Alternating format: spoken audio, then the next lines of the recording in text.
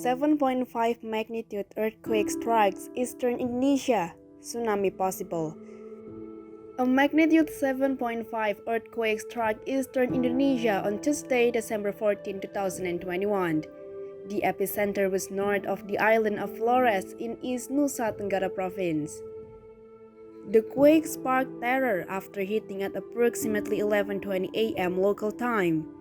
Indonesia's Meteorology, Climatology, and Geophysical Agency warned of a potential tsunami before lifting the threat. Perlu kami sampaikan bahwa gempa bumi tektonik dengan kekuatan 7,5 telah terjadi di Laut Flores dan berpotensi tsunami. Kejadian pada hari ini Selasa 14 Desember tahun 2021 pukul 11:20 23 detik waktu Indonesia bagian tengah. Terrified people were shown screaming as they gathered on the street while the earth shook. No significant damage or deaths were reported from the areas where the quake was felt.